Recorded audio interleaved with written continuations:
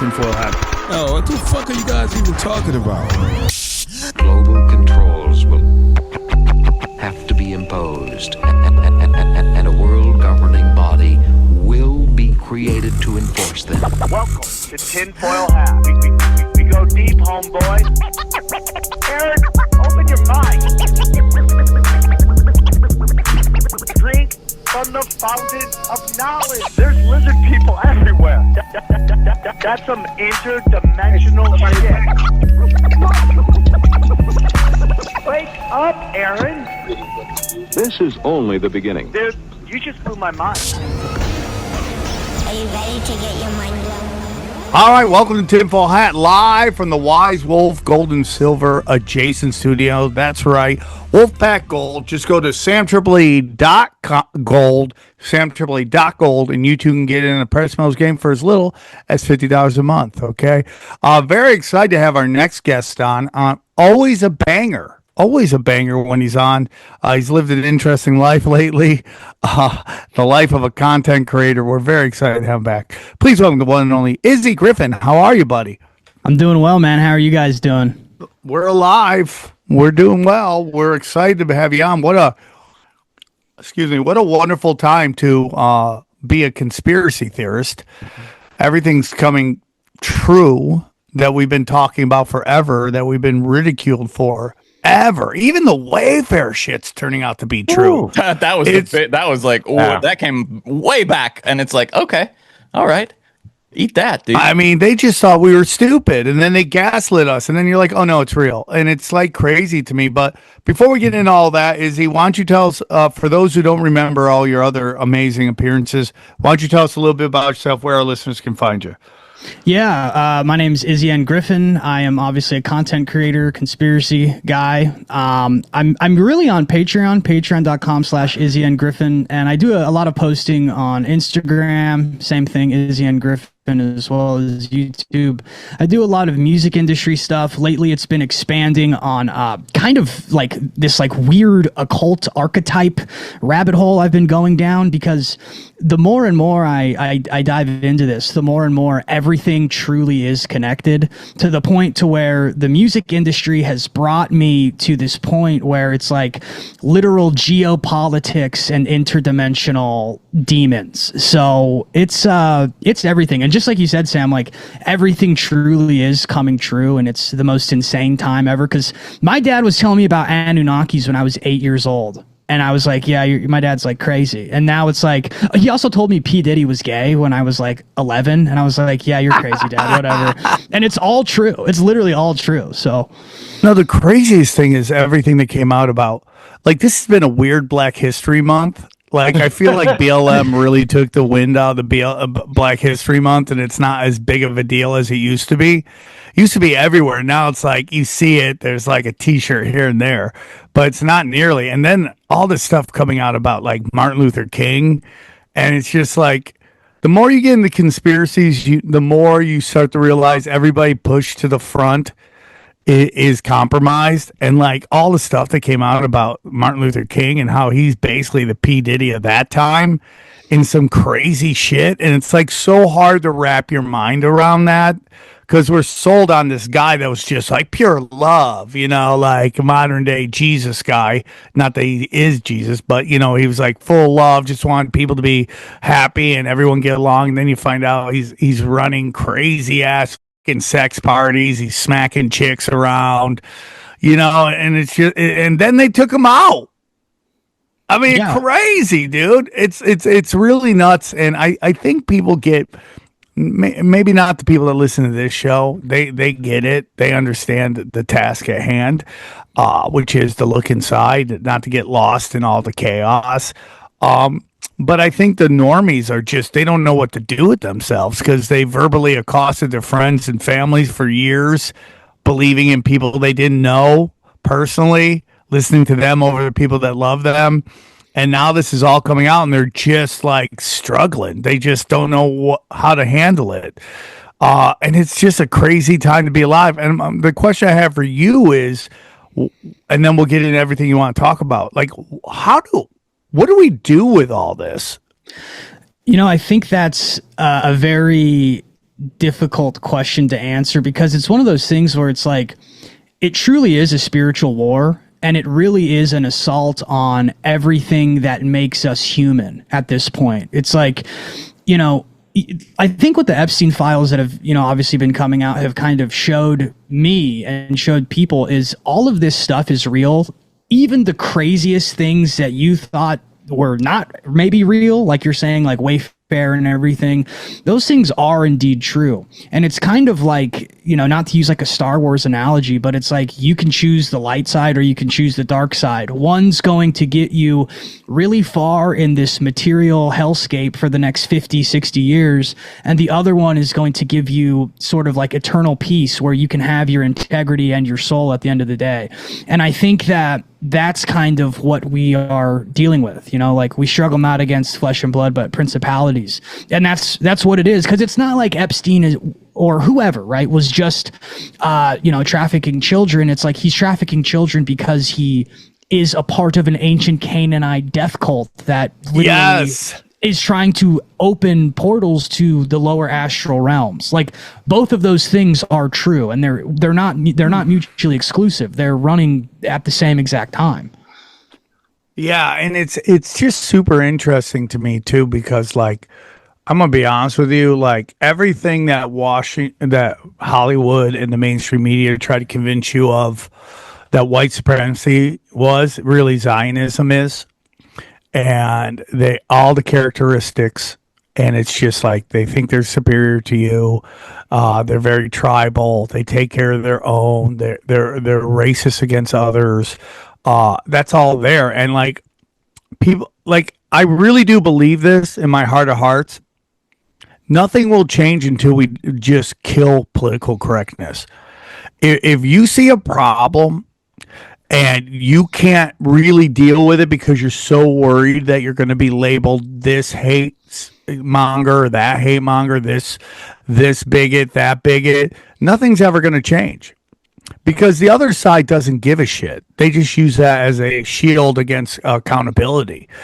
And I definitely see it. Like what is going on in Washington, D.C., I don't know how we change it. I don't know how you fix a problem where the perpetrator is judge, jury, executioner, cop, all that stuff. And it really does come down to like we all have to get on the same page. Because if not, we're going to get Bolshevik. We're going to be just they're going to implode this country from the inside. And if we don't stop fighting with each other on stupid shit like race and gender and sexual orientation and all that shit that they just use to really shish kebab the useful idiots, particularly on the left, but also on the far right. You know, like just to get them to fall into ideologies and fight people on their own level. I think we're in trouble. I think we're winning because I think if they had their way, we'd all have barcodes on our foreheads. You know, half of our friends would be in FEMA camps. We'd all be taking shots every week. You know, we'd have digital ID, and that hasn't happened. And like in Europe, digital ID keeps failing. They're going to keep trying to shove it down the throat, and people are woken up to it. But if you really want change, you've got to wake up and stop fighting on stupid, you know, superficial shit that really is a matter. You know, at the end of the day, you know, a middle class or a poor person has more in common with another middle class or poor person than they do like with these elites who cosplay being one of you when they're fucking totally not. Oh, no, what I was about to say, I was like, do you think the Super Bowl is something like that they're using us just to fight? They throw Bad Bunny in there trying to piss the left. 100%. Right off. That's exactly how I see it. Yeah, where I'm like, you know exactly how to piss the right off and you know how to piss the left off in here. Fight about that right now, about the Super Bowl, which is, I mean, you got TPS, TP USA. They got like a million moms saying that they want to ban the Super Bowl because it's so provocative and conservative. And then you got the left super excited to watch a Puerto Rican dance at the Super Bowl. It's not even that the left likes what Bad Bunny is or he's doing. It's just they know it pisses their dad off. Yeah. That's why they like it. Yeah, the Super Bowl is going to be really crazy this year because, first of all, there's a ton of occult symbolism with it, but also, like, I mean, Bad Bunny is provocative while also trying to stoke the fire. Like, his existence pisses people off because, you know, whatever, doing the drag stuff. But also, like, he was on SNL and he said he's speaking in Spanish, and then he goes, well, if you don't know what I said, you have 4 months to learn. And it's one of those things where it's like, that's, yeah, you're obviously going to be making people angry. But, like, his ties, like, Sam, you were kind of saying how, like with MLK, right? Like, nobody is pushed to the front unless they kind of know what they're doing with that. Like, Bad Bunny has ties to Hugo Chavez directly. And yes, he has direct ties to Hugo Chavez. The guy who funded Bad Bunny's entire career dropped $2 million into this entertainment company called Remus Entertainment. And his name is Rafael Ricardo Jimenez Dan. And he turned Remus Entertainment into a $1 billion company in less than 10 years through Bad Bunny. And it's like, you think that, you know, this dude who's going to be performing on the biggest stage, you know, every single year, the biggest stage, hundreds of millions of people watching it, you think that that's not going to be orchestrated in that way? Like, it's so crazy. He has direct ties to Hugo Chavez into a narco-terrorist country. Like, yeah. What are we doing here? Yeah, and like everybody wants to, because what we really want to believe is we live in a meritocracy, and the best of the best get to the front. And the reality is they can work. I mean, like, you can totally make a great living just being super talented, but to get to that uber level of like superstardom, it takes a lot of hidden hands, a lot of pushing you into certain places, like that Nick Shirley. Like, you know, I mean, yeah, we love what he's doing, but it's like, how are you everywhere all at once? You're in front of the Senate, is you know, giving testimony. That takes a hidden hand to get there. It's not just a natural rise, and you have access and cameras and, you know, everything. And then they do that bounty shit where they put out 50 grand if everybody tweets about it. Like, none of it's real. No, yeah, none of it's real.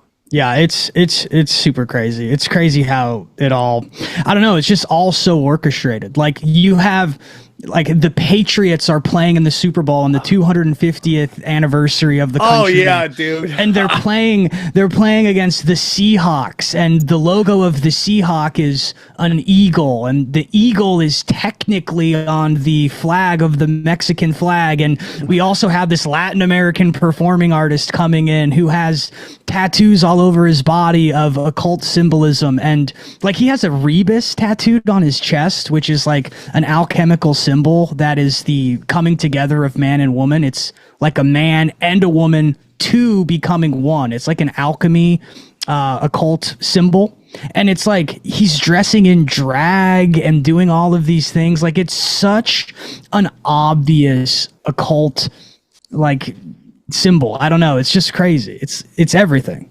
It's everywhere, all at once, all the time, nonstop, just trying to get you to just demoralize you, and just constantly, like, you can't just have a moment of peace. They have to have you high anxiety constantly.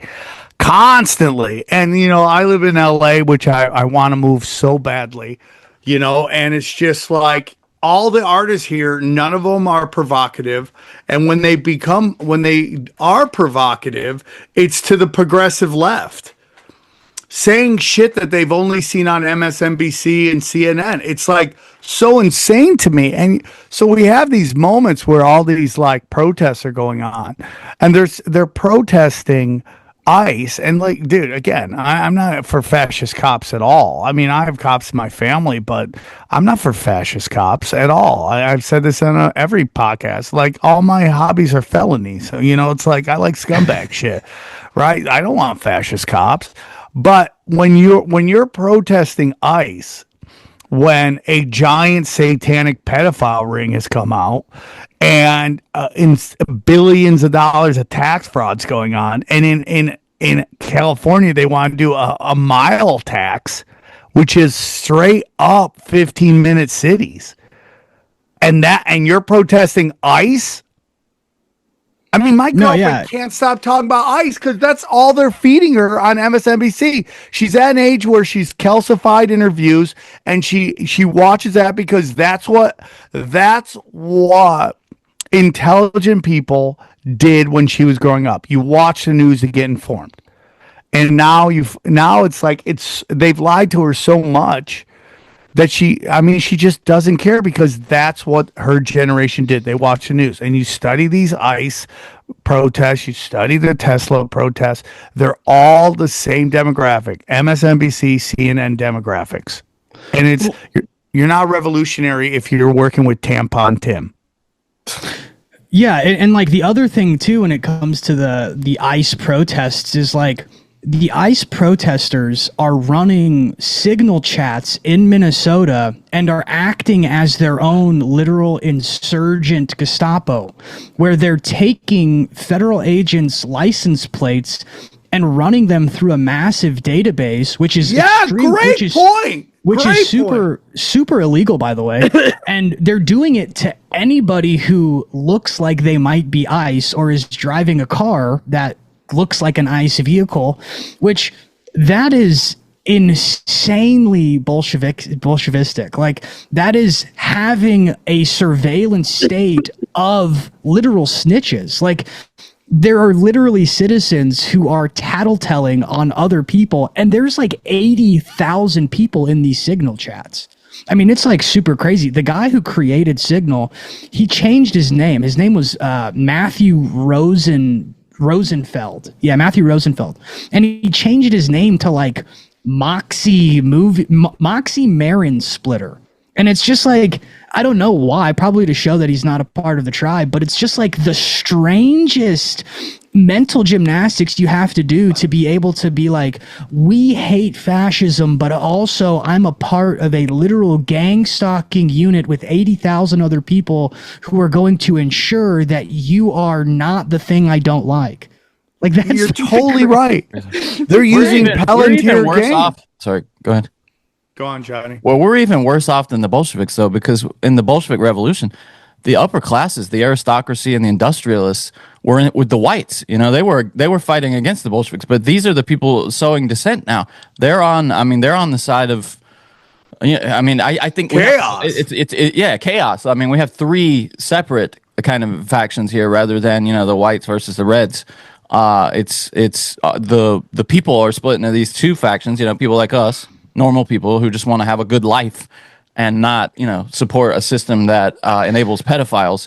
And then you have the industrialists and all the rich people who want to continue, sow chaos and continue so they can remain in power. And then you have this class of Bolsheviks who would see us all, turned over to like a surveillance technocracy kind of thing, but with them in charge. So I fear we're even in a worse place than. I was thinking about this last night, that the people who constantly complain about a living wage are the ones who keep voting for more taxes. It's like really crazy to me. Yeah, it's crazy, isn't it? Right? It's just like, how about no taxes? How about that one? Let me keep my money and let's see how I'm able to live. But no, they don't want to get into it. So what do you want to talk about? We could talk about everything, dude. I mean, I just recently interviewed the guy I talked about last time on the show, the guy I dubbed the new Crowley. His name's Chris Gabriel. I just interviewed him. Super, super nice guy. Was like super cordial during the interview. Gave me a lot of good information. Affirmed a lot of my speculations, like with the occult and spiritually, which was very interesting because he works directly with people like Rick Rubin and a lot of very, very powerful people. And he pretty much confirmed that, like, everything is a manipulation of our archetypes. So, like an archetype is essentially a compressed symbol of complex human behavior, right? So, the hero archetype, the sage, the hermit, these are things that are in our subconscious, but also our spirit, right? And they essentially are trying to use media, so music, film, just any type of media, to basically manipulate those archetypes within us. And this is why people like Bad Bunny are performing at the Super Bowl halftime show. You have, the binary of man, woman that is natural within your head. You understand what that is, not even mentally, but spiritually. And so what happens is the media becomes an apparatus to ensure that gets dizzied within you. So, you have a man doing drag like that. You start to become confused on what masculinity is. And all of this comes from like postmodern ideologies. Like it's really crazy how ingrained it is in every single facet of pop culture. And one more thing is, Chris is super nice. And he's a really great guy. I really like him. But I don't want people thinking I'm like endorsing what it is that he says. Because I read some comments and some people were like, this guy's glazing meme analysis. He's glazing him. And he's like really brilliant. He's super smart. But like spiritually, I'm like a Christian. So I don't really agree with a lot of Let me ask you stuff. something about that. Yeah. So when people are into the occult, and the occult is like hidden knowledge, right? Mm-hmm. When someone is, let's say, worshiping Baphomet or worshiping Moloch or whoever we might think it is, whoever their deity is or their person they worship, do you think that they think they're worshiping evil? So that's a really good question, because I don't think they do. Like, I think for someone like Chris is so he genuinely is like brilliant. Like he's a genius. He's literally a genius. That he's like so intelligent that I think that reality looks different to him, because he doesn't like worship like the devil. He's not like, oh yeah, Satan. He's not like that. He's like is into the symbology of like what certain things mean, right? So like when I called him the new Crowley, which, first of all, the funniest thing is I came up with the new Crowley as like a title for a video, and I was like, yeah, he is kind of like the internet age's Crowley. Well, during the interview, which I'm releasing like literally today, he told me, he's like, I'm trying to finish Crowley's work. And the type of work that he's trying to finish is he's trying to like create almost like I don't even know how you describe it, like a literature behind symbology and symbols. So Crowley had a book called The Book of Lies. And in this book, he breaks down like the tarot, and he breaks down different symbols that are occult symbols. Well, Chris has taken it a step further, where he's described tarot, and now he's describing the I Ching, which is like Chinese symbology. So it's almost more like an academic kind of thing with the occult. He's not like, yeah, man, I'm satanic. He's not like that. It's just like he's into esoteric knowledge. That's kind of what it is. And so I think, people, obviously conflate. I mean, the thing is like being into like sacred knowledge is basically like what got Adam and Eve in trouble, right? Like they ate of the tree of knowledge. Like they ate what they weren't supposed to eat, because ye will be like gods. You'll know what God knows. Now that stuff it's stuff you're not really supposed to know. And I think that's where it's more kind of, I guess, quote unquote bad. Guys, you even heard, listen, the fiat money system is destroying the value of your money. If you want to stabilize it, get into precious metals, and there's no better place to go than our good friends at Wolfpack Gold. That's right, Wise Wolf Gold and Silver. Let me tell you about them.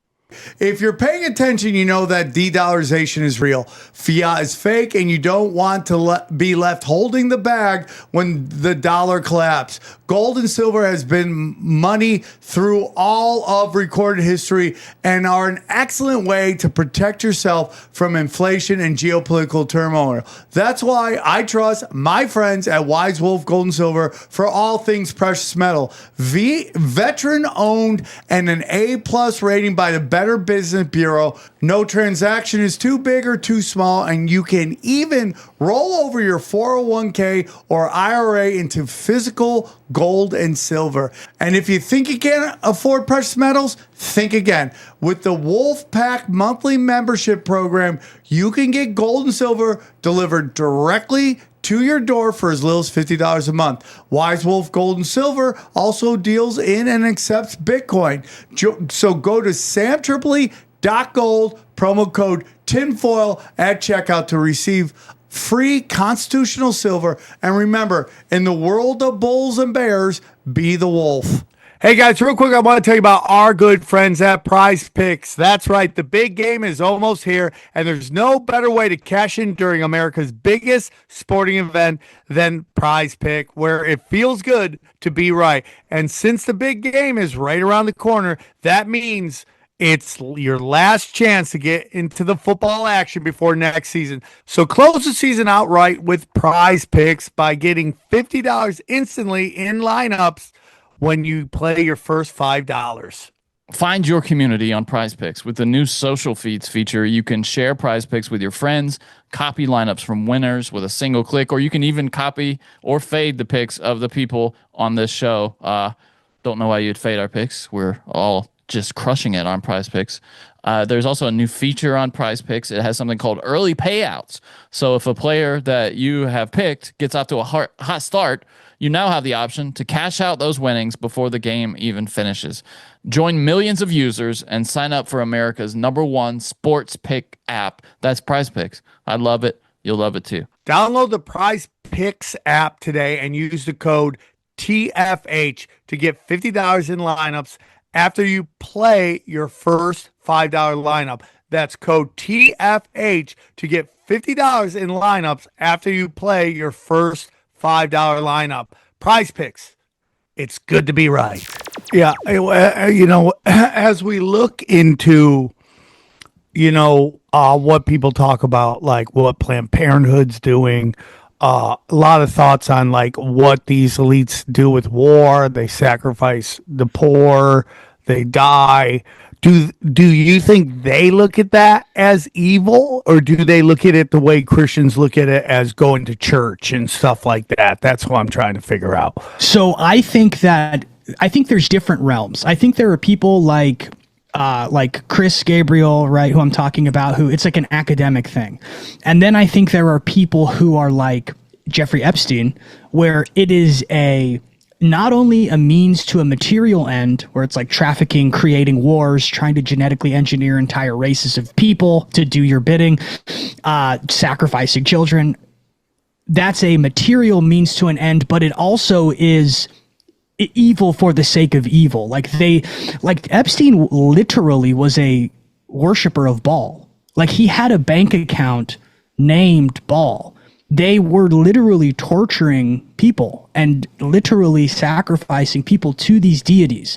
That is obviously very evil. Now I've seen, but do they see it as evil? And I don't know if you have the answer to this. This is a question. I think they do. I think that they do. I think they make a deal, whether it's with themselves. Well, I mean, the ego is essentially Satan, right? So yeah, it's like you're choosing to do evil things for material gain. And I think that you come to a point where you have a conversation with yourself where you go like, I'm all in for a penny, in for a pound. I'm going to start trafficking children. And like, I think that, yeah, you have to know. You definitely have to know, because like every aspect of what it was that Epstein was doing was literally orchestrated in an occult way, like even down to his temple. Like the temple that was on Little St. James is literally based off of a temple that was built by the Mamluks. The Mamluks were a type of like Islamic person, and the name Mamluk translates to one who is owned. It means slave. So like Jeffrey Epstein literally had sex slaves. Like even the name, like the type of temple design is based off of a temple that was owned by the Mamluks that they built. It's based upon the Hammon Yal Bugha.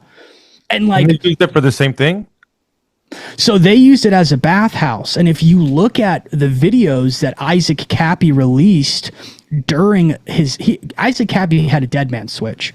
And what happened was he released videos from inside of a bathhouse of little children, you know, like they were like washing, like, I don't even know what they're doing, but they're like carrying around like bowls of water, and it's like inside of a bathhouse. And if you like know that art house, remember that art house where it looks like they're in a bathhouse and they're hanging?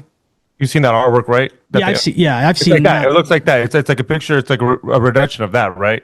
So it's a little different. It's like a video of little children in like a place where you would go to get a massage. Like it's literally in like a bathhouse type of thing. And it's just crazy because like if you really look into all of the history, the real occult history of Islam, I mean, Islam, some people argue that it's actually... Right? Yes, that one. Don't show it, dude. Yeah, it's that one.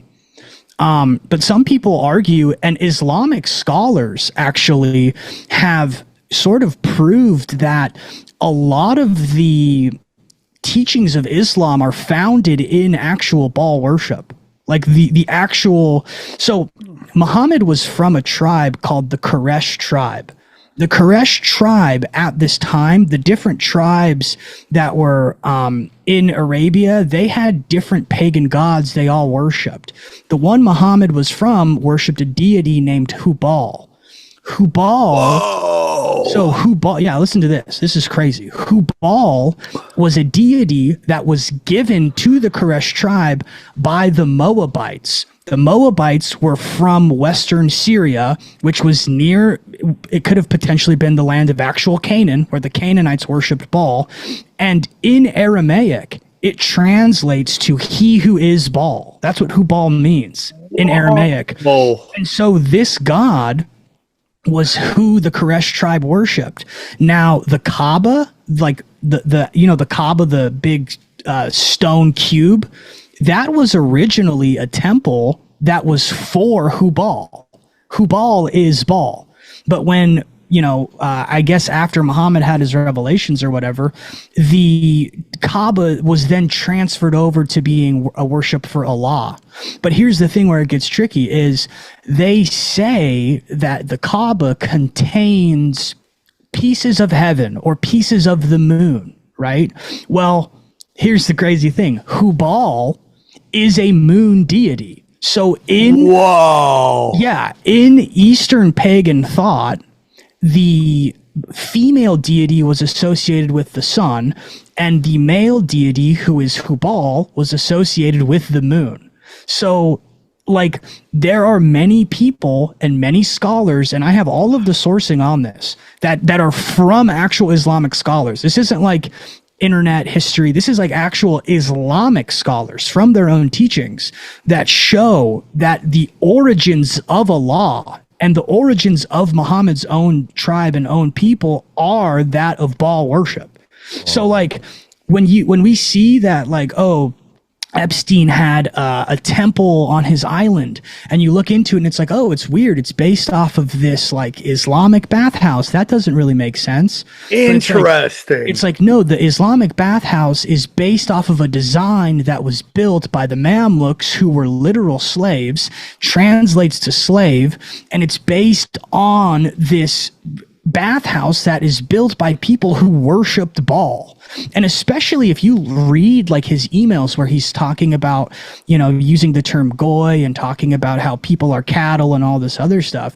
I mean, there are Zionists view a lot of Islam as like the broom of Judaism. Like they think that they do the bidding of like the Zionist agenda. I mean, it's kind of like how Antifa does the bidding of the Democrats or whatever, right? They look at it in the same way.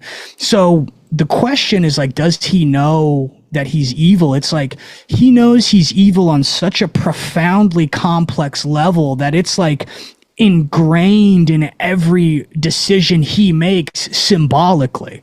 And this is why the archetypes are such a important fabric of the soul, because it essentially, you can take all of that information that I just told you and put it into a symbol. So all of that information is symbolized by the temple, like on Little St. James. All of that information, that's what an archetype is. You compress complex information in symbology. Yeah, listen, what you're saying is blowing my mind right now, dude. Because, like I'd say a couple years ago, Alex Jones got a lot of shit when he said Muslims are running everything. And everyone thought he was deflecting from Zionism. Okay. So I'm Armenian. I have a tattoo 1915 on my ribs.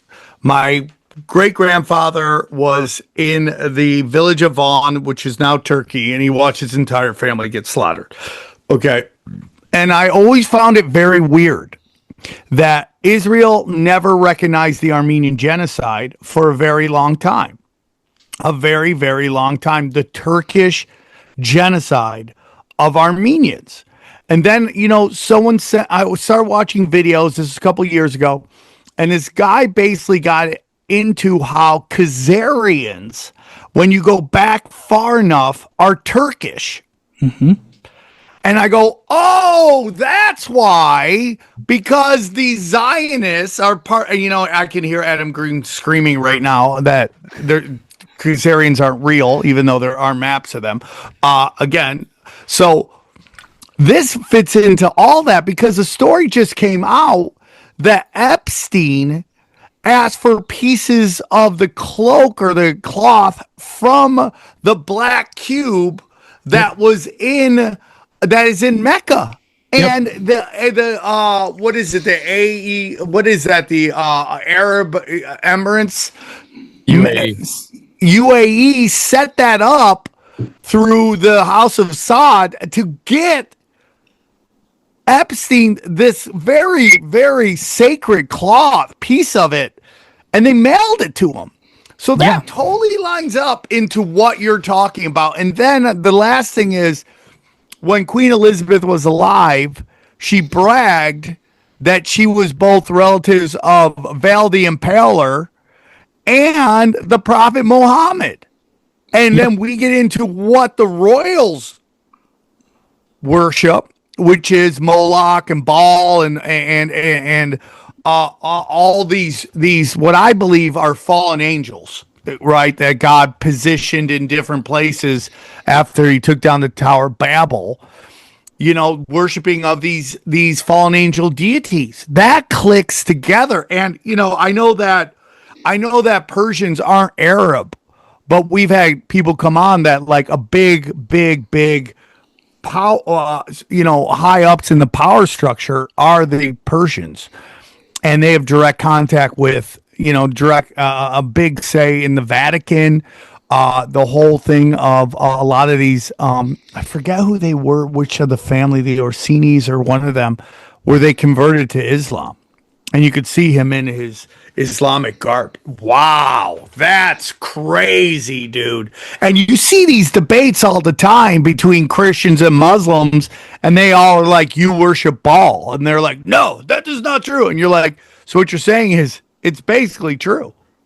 Yeah, it's 100% true. And I mean, if you if you look at where Judaism branched off from Christianity after Christ came, I mean, there's pretty strong arguments that even Judaism is essentially just a form of Baal worship, right? Yes. Like, if you look into like let's think about this, right? In the Old Testament, they worshipped Yahweh. Yahweh was a storm deity. Baal is a storm deity. Like all of those tunnels in New York that had the mattress stains and all that stuff. I mean, it all connects, right? And like the thing with Baal is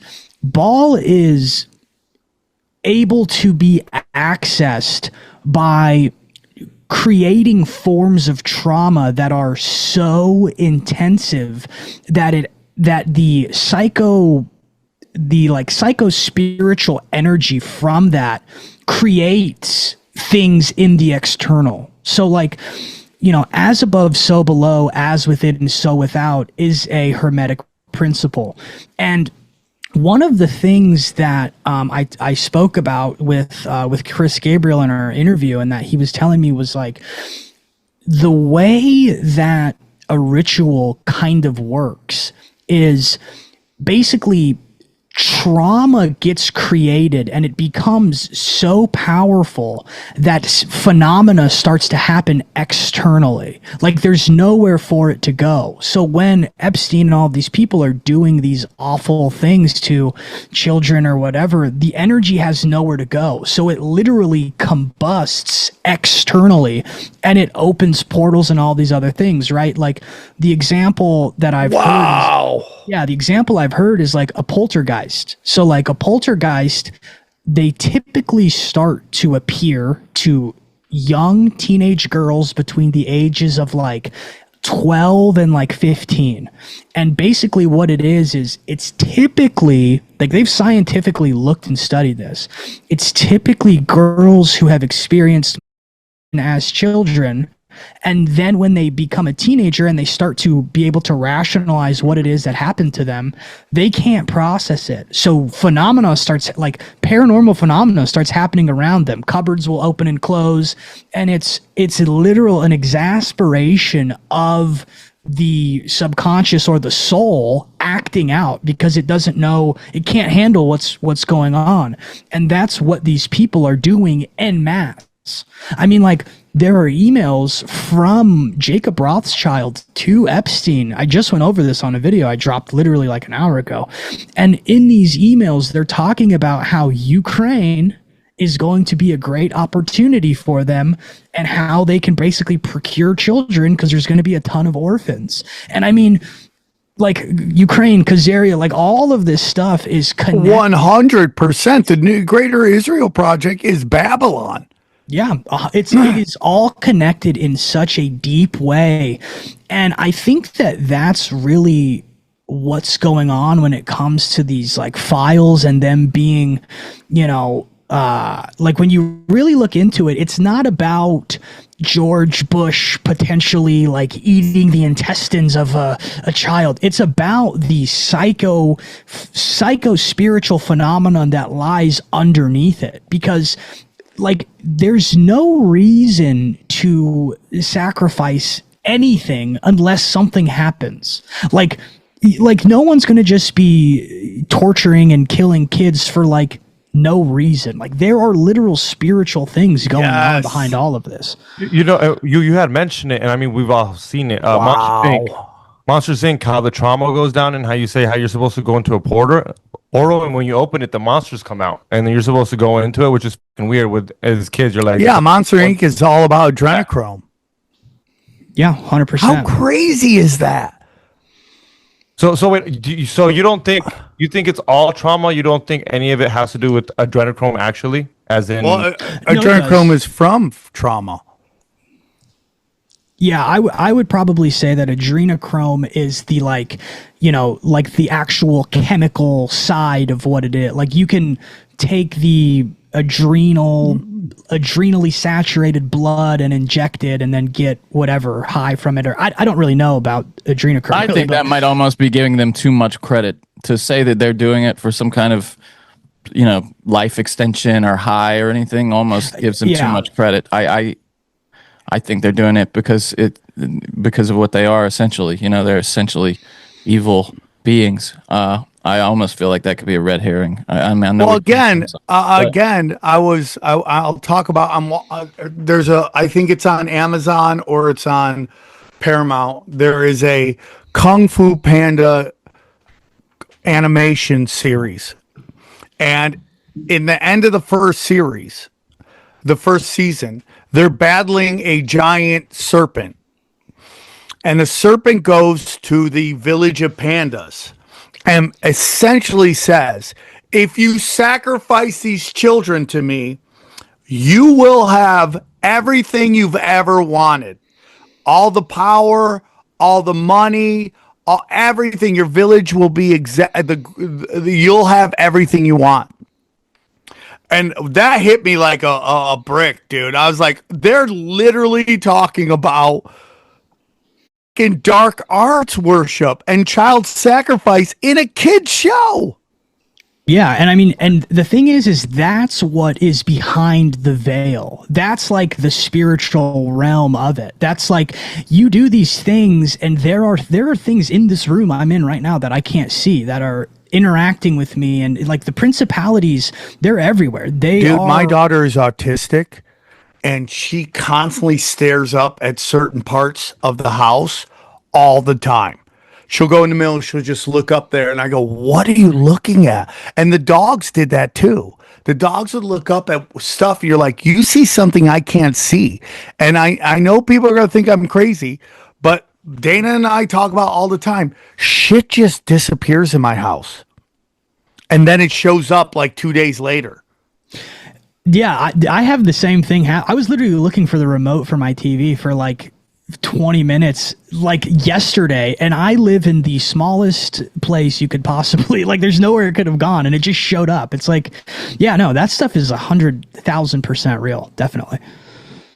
I'm curious, how much do you think, because there's also an element, and you see this in the emails especially, of Darwinism to this, the kind of the modern scientific religion where, because it seems that they arrive at the same conclusion from two different directions in many cases. You see like Epstein talking about women and girls and children, like from this Darwinian perspective, where all the survival is the only virtue, really, the prime virtue. And like, I mean, I saw one today where he was talking about women being like shrimp, you keep the body, get rid of the head, that kind of thing. Like, it's just Jesus. And I wonder even though I agree. Jeez. I mean, jeez. How many of them do you think arrive from that? Like the people who come from the sciences seem to arrive at the same conclusion, but from the Darwinian perspective. So, I mean, I think that's probably like a scientific materialistic way of looking at it, because I mean, like, we're talking about like specifically, I always talk about the archetypes. I know it gets kind of annoying, but like the archetypes are a psycho phenomenon that were not discovered, but kind of unveiled by Carl Jung. Carl Jung did all of his psychoanalytic work scientifically. Like these are not like spiritually, this isn't like woo-woo stuff. Like it's actual psychology. And the same thing with Freud, right? Like they're respected quote unquote scientists. I know it's kind of like a pseudoscience in a way, but it is scientific, and to the point where Carl Jung had to basically make all of his work throughout his life one based in science, because otherwise it would be disregarded. And so at the end of his life, he did kind of say that the archetypes do exist in a spiritual way, but originally it was all in the subconscious, it was all in the psyche. And so I think when it comes to like the Darwinian stuff, it's almost like a materialistic scientific extension of like genetics, because they are obsessed with blood and bloodlines and lineages. Sam mentioned earlier Queen Elizabeth being excited about being related to Muhammad, and I mean, that's all bloodline stuff. I mean, and the crazy thing is the Canaanites, or whatever you want to call them, are obsessed with lineages. I mean, some of them can draw their lineage all the way back to King David and farther, right? This is a scientific side of something that is also spiritual. Like, it all exists almost in like a compartmentalized way, in my personal opinion. I need to tell you about one of the greatest companies of all time ever. One of my favorite sponsors, and that's Mint Mobile. Listen, every group has someone who insists on doing things the hard way. That friend that still pays for a subscription they forgot they had. That one refusing to update their phones because it still works. I used to be that person, okay? Especially when it came to overpaying for wireless. Then I switched to Mint Mobile, and I'm glad I did so. Okay, dude, Mint Mobile's so easy. I love it, dude. I got to keep my phone. I got to keep my contacts, keep everything, dude. It's just that simple. Stop paying way too much for wireless like I have for years just because that's the way it's always been. Mint exists purely to fix that. Same coverage, same speed, just without the inflated price tag. The premium wireless you expect, we're talking unlimited talk, text, and data, but at a fraction of what others charge. And for a limited time, you can get 50% off 3, 6, or 12-month plans of unlimited premium wireless. Bring your own phone and number, like Sam was saying, and activate it with an eSIM in minutes and start saving immediately. No long-term contracts, no hassle. With a 7-day money-back guarantee and customer satisfaction ratings in the mid-90s, Mint makes it easy to try and see why people don't go back. We love Mint Mobile. You should love it too. I'm telling you right now. So listen, ready to stop paying more than you have to? New customers can make the switch today for a limited time. Get unlimited premium wireless for just $15 a month. Switch now at mintmobile.com/tinfoil. That's mintmobile.com/tinfoil. So the whole thing is we also have some belief. We just had, I believe it's Jeff Hanna is his name. Was that his name, Johnny? That came on, talk about Vedic astrology. A lot of people talking about the, it's Jeff. I just want to make sure I have it. But it's Vedic astrology. We're coming to the end of the Kali Yuga. Do you have any thoughts on any of that? Yeah, Jeff Harmon. 100%. What are your thoughts as we're leaving one age, entering another age? So I have so much on this. So we just exited, in my opinion, we exited the Kali Yuga. And we're in it's called the like Kali Dwapara or something. I'm bad with Eastern words. I'm a Western guy. But I fully believe that because some people have, the Vedics, some of them have deduced it down to March 21st, 2025. Now, if I know you formerly have spoken with Ian Ferguson, he goes by Melchizedek now. He's a Vedic astrologer. We love him. Yeah, I talked to him a couple weeks ago, but he's into the Vedic stuff too, and his work has influenced a lot of mine. And I think that we have fully entered a new age entirely astrologically. And the interesting thing about this is the Vedic astrology, which is, Hindu, it's Eastern, lines up almost perfectly with the Western astrology, which is super rare. That doesn't really happen. And in Western astrology, we're entering the age of Aquarius. So we are entering this new astrological age from both perspectives. And the age of Aquarius, right? Talking about archetypes again, Aquarius is an air sign. We are entering an age, I call it the meta aeon of Lucifer. And what I mean by that is Lucifer is the god of the airways. And the reason I say meta is because we now are in a post-truth reality.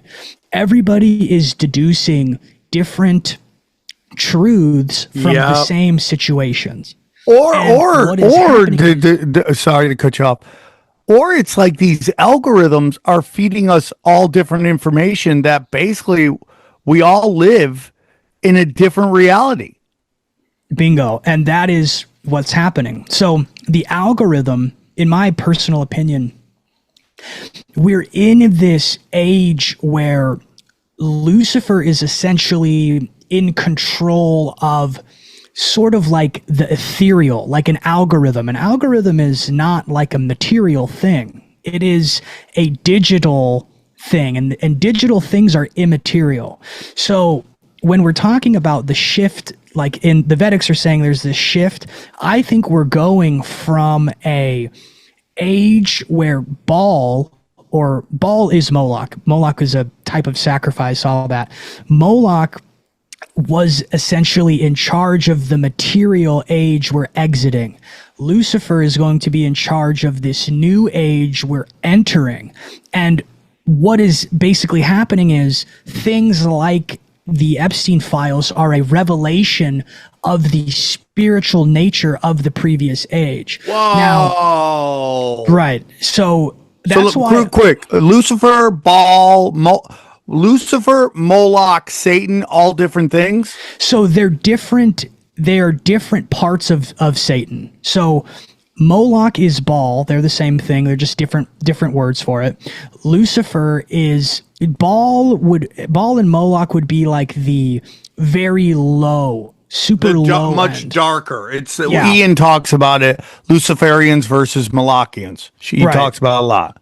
Yeah, and I think that Lucifer is more like ego, meritocracy, kind of like Elon Musk. You have like Hillary Clinton versus someone like Elon Musk. Yes. Yeah, and I think that where my kind of ideas differ is I think that the Malachians almost codified and solidified the next moves into this next part. So what I'm starting to see, right, is like with the capture of Maduro, I think that is like a paradigm shift into this next age. Like we captured Maduro and then all of a sudden they're talking about how direct energy weapons exist. There's all of this technology that's being announced. Trump was talking about in April of 2025 how we literally had weapons that could alter space-time. And the head of science of the White House came out and confirmed that this is true. And in the age of Lucifer, meta aeon of Lucifer, whatever, what we're going to see is super advanced technology is just going to keep coming out. And these things are going to basically change like everything, right? And the thing with, you said like every algorithm is different and everybody's living in a different kind of reality. This is by design because what I think they're doing is the technocrats that are sort of in charge of everything as we enter this new age are using technology to like literally build the matrix. Like a spiritual matrix is what I think that they're trying to do. And there's like a lot of like kind of proof of it, honestly, if you really start looking at things. It's really crazy. Yeah, the thing I found interesting about the Matrix movie, and it was such a great movie. I remember when it came out, it was like paradigm shifting. The Wachowskis, who were brothers at the time, were staying at the hotel I was valeting at, and they would give me daily updates. It was the Argyle, and they would give me daily updates, and I didn't really understand what they were doing, but it was cool to talk to them. And then I went and saw the movie. I'm like, oh my God, this is insane. Because all they kept talking about was like, we're bringing back Kung Fu, dude. We're bringing back Kung Fu. I'm like, okay. Did they? I'm just. This is out of left field, but did they seem like femme to you? Did they seem like they were headed toward? No. And at the time, the one brother that wears the glasses, he was dating a psychic, and she would talk to me all the time. Wow, so you knew them for real? Yeah, she would talk to me all the time, and she was like, she would tell me just different stuff and predict my future and all that stuff. And but the biggest issue I have with the Matrix movie was how they portrayed people who went off grid as living miserable existences, and I think that was done on purpose to kind of shun people from leaving the Matrix, because you see people all the time going, I wish I could just go back and eat the steak and it's not steak, but it tastes like steak. Like, to me, the people who go off the grid, even if you see today, like people in the big city versus people in the small city, they portrayed them as living horrible lives, but I think in reality, they lived a happier life. Yeah, and I think that's like super accurate, because what they're like kind of trying to do is they are trying to use technology to alter the archetypes that are within you. So all of the spiritual fabric that makes you, they're trying to use technology to alter that. And they're doing it through media, music, every single thing is an assault on your soul. That's like really what it is. And like, I agree 100%. Like if I go build a cabin in the woods and I spend all my time, you know, chopping up logs, and I have a good spiritual relationship with God, like that's going to change who I am in comparison to being plugged into the city, being taxed for every mile I drive, and consuming Bad Bunny alchemy rebus material at the Super Bowl. Like those are different existences. 100%. And it's going to get worse and worse and worse. New York City, LA, Chicago, San Francisco. These are all going to become like hellscapes. 100%. But the young people are going to want to do it because that's where a lot of the action is.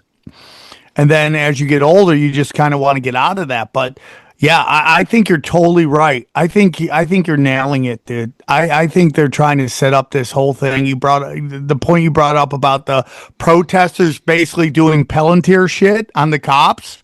Yeah, no, it's like literal. See, and that's an example of what it is they're trying to do, right? So you have Palantir, which is the technology, like cameras and surveillance, but that's not what they want. They're trying to turn you into a literal human embodiment of what they want you to be.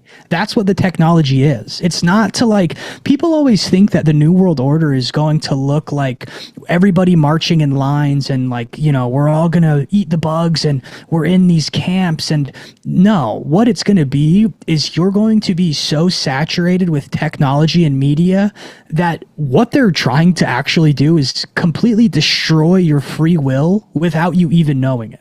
That's what the goal is. Yes. And it's kind of funny because, you know, this is going to be on YouTube, so I got to watch my words. But, you know, it's like the people who grape kids are trying to give you a social credit score. Yeah. Ha. Yeah. Truly. I mean, that's absolutely insanity. Yeah, no, it's backwards, it's inverted, and it's meant to be so it makes people like us who see things for what they are, we seem either crazy or we go crazy. You know, I mean, you got to think like the stuff in the Epstein files, we've known about this for 10 years. This came out in like this stuff. Cappy was releasing stuff in like 2016. This is all old 4chan stuff. Like this has had 10 years to simmer. And now it's like people are like talking about it. And it's like, yeah, we've been saying this for a decade already. Okay, but you said they want us to go crazy. And I think that's what's going to happen if no one goes to jail. If these files just come out and it's all okay, well, the files came out and all right, well, and then what happens? If not one person goes to jail, that's what they want. They just want us to be even more Trump pissed. is so disappointing on this, by the way, where he keeps just going out and like, well, time to move on. I mean, if I was the Justice Department, I'd move on from this. This is old news now. You know, I mean, he does exactly what the left media does, which is state a lie as a fact, and you know that the idiots who worship you will buy a hook, line, and sinker, and they do it all the fucking time. Chris Cuomo was famous for that. Oh, you know, guys, it's illegal to read these WikiLeaks. That's a fucking lie. But if you convince enough of the idiots who consume your content on CNN, they won't go look at it because they think they're breaking the law. Ivermectin, he did it with ivermectin. Remember that? And then he came out like a year later on a couple years later on Patrick Bet-David, and he's like, "Yeah, I've been taking ivermectin daily, actually." He's a piece of shit. They're all piece of shit. Dude. He sucks. So we enter this new age of Luciferianism, and you know, again, you know, the Freemasons. Everyone says they worship Lucifer. You know, the bearer of light. What are your what do you, so you think it's going to just be the Matrix? There's going to be, is the darker shit going to go away, or are the Malachians just giving up? Like what does that look like?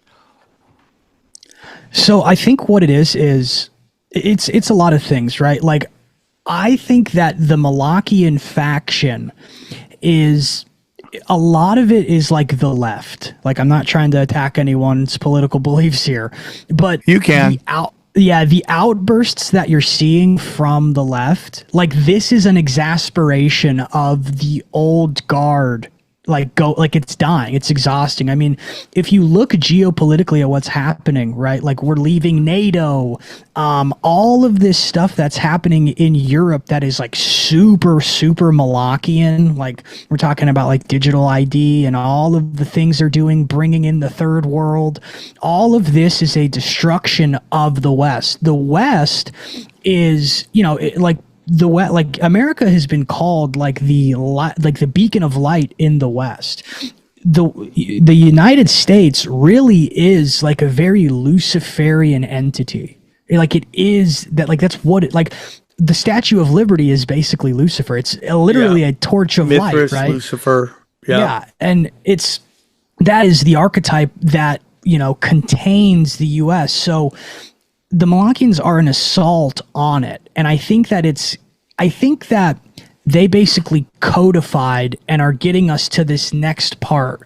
Now, when I say that they're like building the matrix, it is like a digital matrix, but it's in a way where really what they're trying to do is create like an alternate reality where it's more like Plato's cave than it is the Matrix, where they're trying to basically manipulate people's archetypes through media and through algorithms in a way in which they can create basically AI like gods. Like they're going to try to use AI to animate these archetypes and these gods that already kind of exist in a spiritual nature. So like Baal exists, or whatever, any kind of god exists in an immaterial spiritual way. They are trying to bring that into a technological, more material way. And they're using the archetypes to do it. Yeah, some weird shit's going on with AI, and I don't know if it's shadow and decay. Part of me thinks that they are pushing AI on us in this way to make us scared of something that really isn't as scary as it really is. AI, dude, everything all the time. Like I catch AI, and maybe this is the early version of AI, or it's gonna grow exponentially. Because I think AI has been around since the 80s, and they're just constantly tweaking it and making it better. But I the notion that it's going to be all things everywhere. Do you think that? Do you think it is this all-knowing stuff? Because I mean, who was the actress that just died? What was her name? The great actress from Canada. What was her name? Okay. You asked me now. Yeah. Well, she died. Yeah. And I wanted to make sure that I got my Catherine O'Hara. I wanted to make sure. Right? The one from Home Alone? Yeah. I wanted to make sure that my wording was literal. It was literate and not sound like an idiot as I was trying to say nice things about her. So I asked ChatGPT to fine tune what I'm saying, and it goes to me. It goes, "Hey, are you spreading dangerous rumors? She's not dead. She's still alive."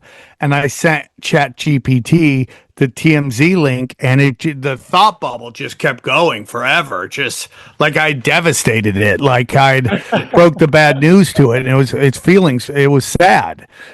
But the fact that I didn't even know that, and I knew that, and I'm retarded, right? Like, makes me think that maybe it's not as powerful as we think it is, but they've made us to believe that it's going to, even part of this thing with this chat bot, social media, in the way they're they're suing somebody, they're doing this, they're known for playing up things to be bigger than they really are.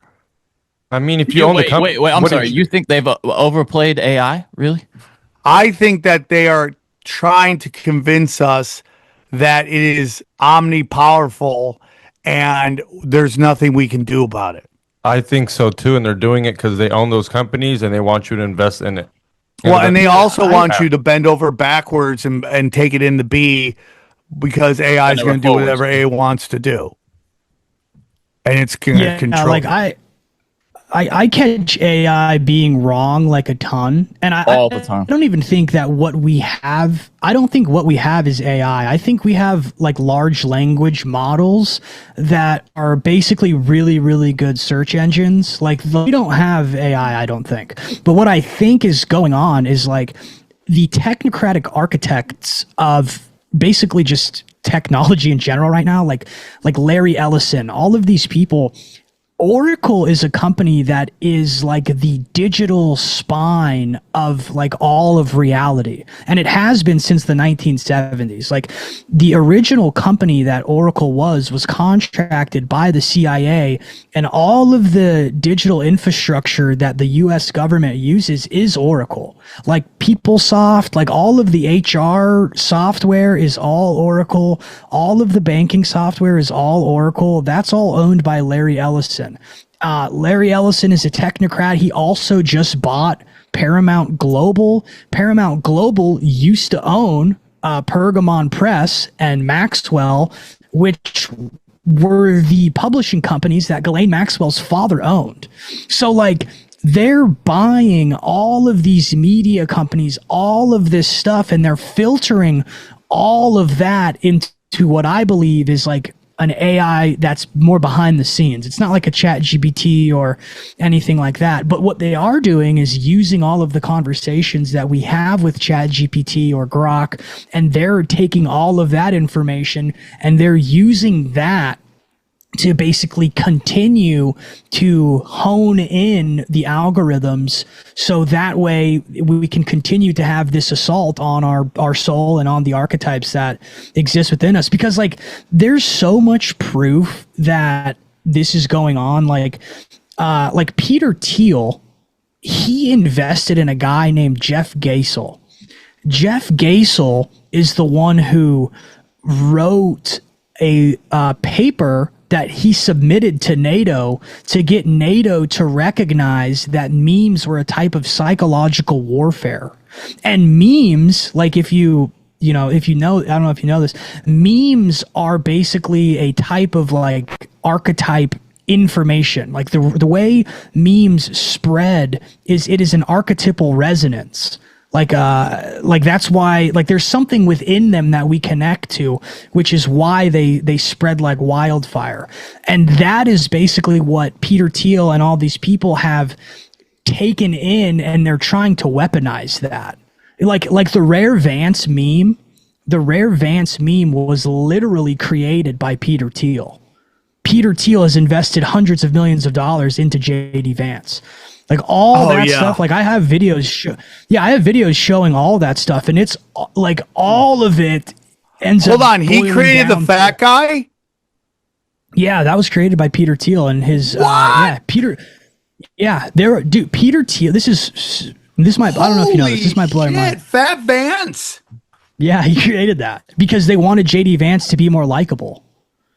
So like, Peter Thiel has invested. So you know how like Jeffrey Epstein would pay people off to like, so they wouldn't like rat on him. Like he was paying everybody and giving people all this money because he's secretly, sacrificing children. Peter Thiel pays like thousands of influencers online to basically spread what it is that he wants to spread. Yes, bounties. Like bounties. Yeah, Peter Thiel is paying off a ton of people. That's partially why a lot of my stuff is so suppressed, because I will never take the Thiel bucks. But yeah, dude, like there is so much going on with that shit. It's super crazy. That is so nuts that meme was created by Peter Thiel's butt boy. I mean, he got in that ass. There's no way you don't. He gets you jobs all along the way without him. That reptilian gay man hasn't gotten in them guts. Come on, dude. He's deep in there. Sam. Come on, he's a Christian. He's a Christian, though. Yeah, he wrote about how Peter Thiel convinced him not to be gay, probably after he banged him. See, you didn't like that. You're not gay.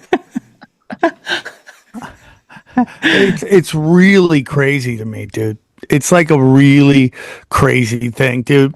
So let me ask you something. So we talked earlier about BAAL. We talked earlier about, Moloch and Lucifer, and the Gnostics love the demiurge. How much you put into the demiurge that there's a chance that might be real? So I think that, man, that's hard to say. Like, I believe like Moloch and Lucifer, I believe that they're fallen angels as well, right? And so what I think that it is, and what they're kind of trying to do is like, the Malachian faction destroyed the archetypes. And what the Luciferians are trying to do is they're trying to rebuild them however they want in order to subvert your free will. And what they're trying to do is the technocrats and the Luciferians that are like in charge at the very top, Elon Musk, Elon Musk's grandfather started Technocracy Inc. and all that shit, right?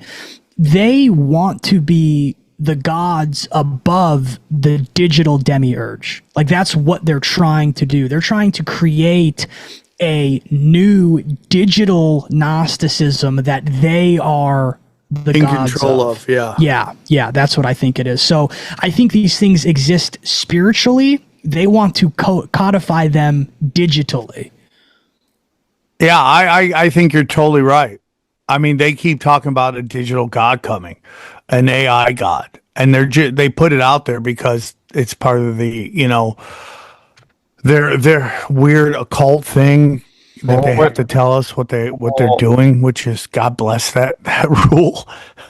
But wait up. Well, how long till someone looks at it like a god? I have friends that ask it every question. Any question that runs through their mind, they got to go ask ChatGPT or Grok. And I'm just like, how long till you live off, see it like a god?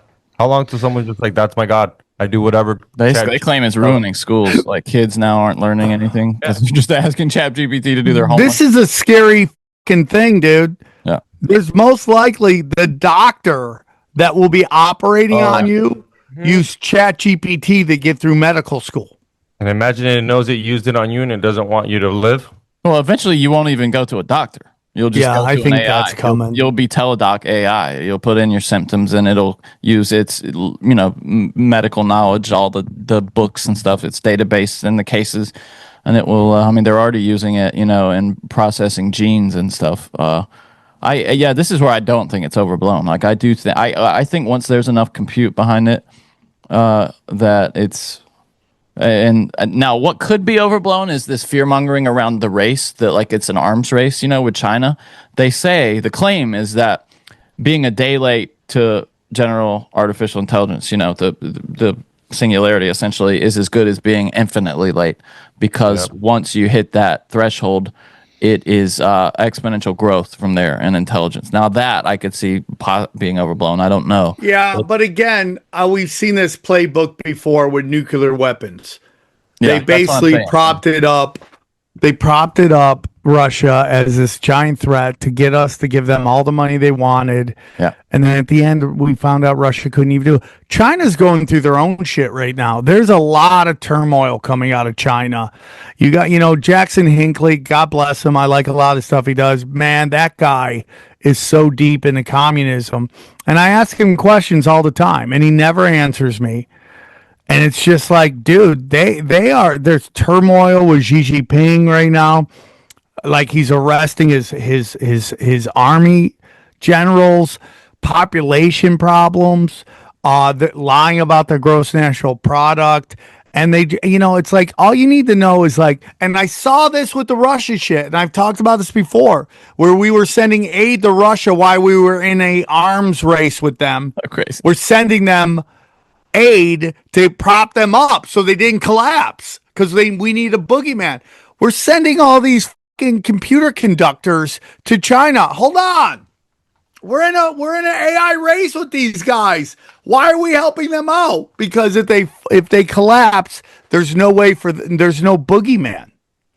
Well, and I think that like the reason I think the Maduro capture was like a paradigm shift is because we sent in 20 guys and they killed over 300 men. We didn't lose anything. We remotely turned off all of the electricity that the military was using in Venezuela, and we sent out some sort of acoustic hypersonic technology that made these soldiers vomit blood and have nosebleeds and blood coming out of their ears. And we captured the president of what was supposed to be this like big, scary Venezuelan country. Like, I think the technology that we have, I don't even think we can fathom it, because like I said earlier, Trump came out in April of 2025 and he basically said we can time travel. He said that we have the capabilities of manipulating space and time. Nobody was even talking about this. It was really crazy. And then like I said this earlier, the head of the White House Science Division said that we can make long range distances non-existent. So I think that it's exactly what Sam is saying, that we need these boogeymen in order to kind of like make it seem like there's some sort of race going on. I think that we could literally destroy China in like an hour and a half. Like, there's no way. I really did you see this? So Canada is gearing up for in case they go to war with America, and they war gamed it. Do you see how long Canada said it could last against No. the United States? 48 hours. Yeah. All right. Yeah. So the question becomes this: with all this insane technology that they say they have, there's like, should we be worried about whether there could ever be a revolutionary war? I think that, the revolution it would have to be a social one. Like, I don't think, like, that's why they're trying to do a color revolution right now, because you can put everyone in camps and you can put everyone in cages and have them eat the bugs, but if you don't capture their soul and try to ignite the human vitality that lives within all of us, like Alex Jones said, Magellan circumnavigated the globe. Like, if you can't get human vitality on your side, it doesn't matter, right? Like, the human spirit is indomitable. We are a, reflection of God. Like, you can't destroy us. And so they have to try to, again, manipulate you spiritually in order for you to be on their side, basically.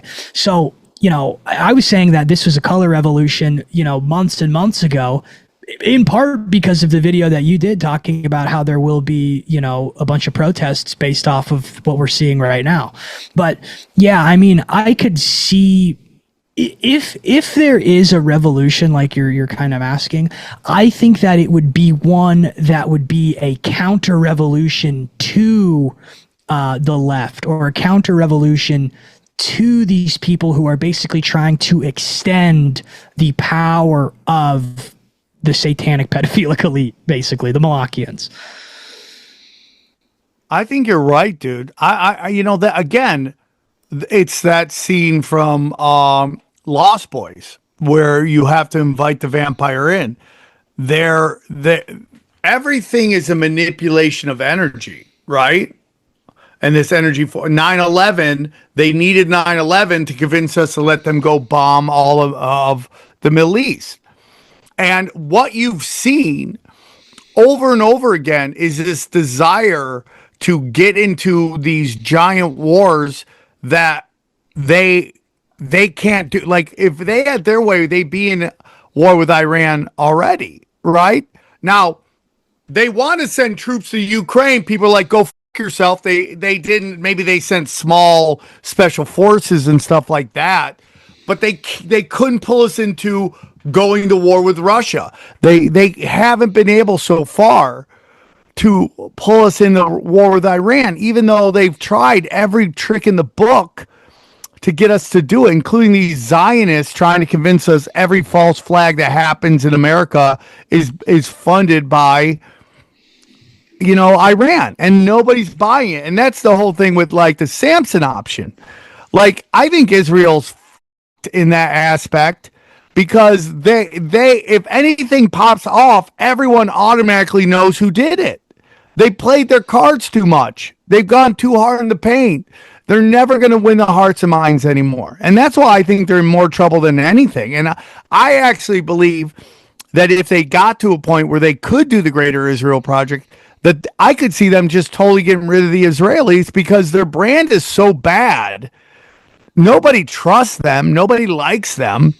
for what they've done in Gaza, and now the complete manipulation of our politics and our media.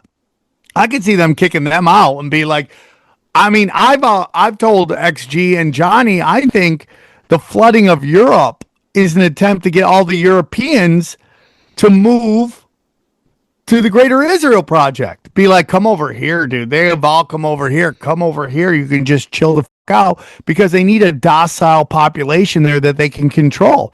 And where have we seen that before? This is where we lose everybody. Hitler's job was to spook the. Hey, dude, look at this big bad guy who has really nice uniforms is going to murk everybody. Run to Israel. And like, because they didn't want to move to Israel. They're like, that shithole. I want to stay in Europe. And then you had this incredible traumatic situation happen, and everyone fled to Israel. It was all part of this plan. That seems what's going on right now in Europe. Flood it with Muslims, have everybody freak out, have the Muslims robbing, stealing, and graping, and hey, dude, over here, it's going to be safe. We're going to lock this down. You won't have to worry about anything. Move over here. We're going to not chloroform. What is that where they like basically build a whole ecosystem, and there's plants and there's everything there? It was a famous terraform. Chloroform. Chloroform is when they put a thing over your face. Yeah, I know. That's why I said it's not. They do that too. They do that too. Yeah, they do that too. But I think that it could be a game plan for sure. Well, and I mean, if that's the game plan, that ties into what I was saying with what Islam really is, which it's an extension of the Canaanites that they use to do their. It's a paramilitary organization, just like Antifa would be, or the KKK was to the Democratic Party or whatever, right? I mean, that's kind of what it's looking like. I mean, what it could be too is it could be for them to come over here to America. I mean, that could be another play too, because I kind of am starting to think that Israel is not in as much control as they think that, as a lot of people think they are. I think that they're almost like being used as like the bad guy. Yeah, like or almost like a guard, like a safeguard, so the U.S. can kind of do whatever it wants. Where it's like, oh yeah, like I don't know, man. It's just that whole thing. It's weird because the more you look at it, the hazier it gets. Because all of this stuff we're talking about is going on, but at the same time, like, I don't know. I think the Epstein files really revealed a lot when it comes to Israel and all that. I like a lot of my ideas on it have really changed in the last 5 days with getting all the information from the Epstein files. Honestly, you guys think we're going to get the other 3 million they claim to have, or you think that's it? Yeah, I think they're going to have to. I think they're going to drop it all. And I think, again, it's demoralization. Like, I mean, if nobody... said he was done, right? Like, who's going to drop it? Oh, he's quitting? No, they were done with he was like, as far as I'm concerned. I mean, dude, that guy says stuff right out of his bug-eyed ass. And then, they destroyed that guy. He was talking so tough. Oh, I'm going to go in there and turn the FBI into a museum. And, dude, they just cucked that motherfucker. They cucked him. They cucked Bongino. Bongino, dude. What a punk. Yeah, I mean, just now he's trying to start a podcast again. Bro, you are so done. You are burned. So done. Ben Shapiro, so done. I mean, someone did his videos for he has his most viewed videos at the top. And dude, it just goes from 1 million down to 30,000. We love when we get 30,000, but we're not Ben Shapiro, right? I mean, that guy lost his entire. I mean, dude, now he's spinning the Epstein thing, in which he said didn't exist. Now he's saying just because they were hanging out with him doesn't mean they were. I mean, come on, man. Well, like the hegemonic power that Ben Shapiro had over YouTube was insane. Like the Daily Wire was the only right-leaning like media apparatus that was allowed on YouTube for years. I mean, that's like crazy. Like Ben Shapiro, dude, I fucking hate that guy. I hate that guy. He's such a punk bitch. Tiny. This doesn't mean anything. It's just like, get the out of here, dude. And what else happened is that the Daily Wire's brand is dead. I'm surprised Larry Ellison hasn't come in there and just pumped money into it, because that's what he does. What he does is he finds Zionist brands or brands ran by Zionists, and he overpays for them. He did it with the UFC. He did it with Barry Weiss. Like, he has no problem with exceeding what he should have to pay for these things because he's pumping money into Zionism. So I'm surprised he hasn't come in and tried to save the Daily Wire. But dude, now that they got no money, they can't buy all the reason.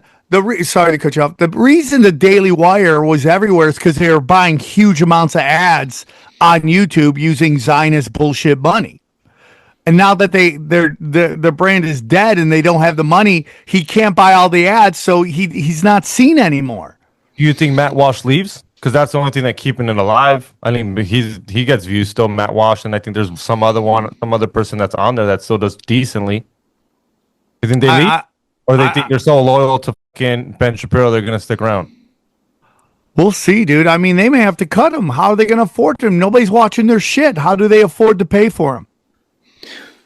Well, yeah, when nobody's watching, that's when Ellison just comes up and buys more companies and just adds it into the conglomerate. I mean, like, that's why Ellison is thinking about buying TikTok is not only to manipulate people's perception of Israel, but also because if you're not watching all of the companies owned by Paramount Global, then what are you going to do? You're going to go over to TikTok, and then you're going to get information from Ellison that way. They're trying to create a media apparatus where everything you consumed is coming from the same place. And again, that's an assault on your soul. That's like what and he's the anti-Midas touch. Everything he touches turns to shit.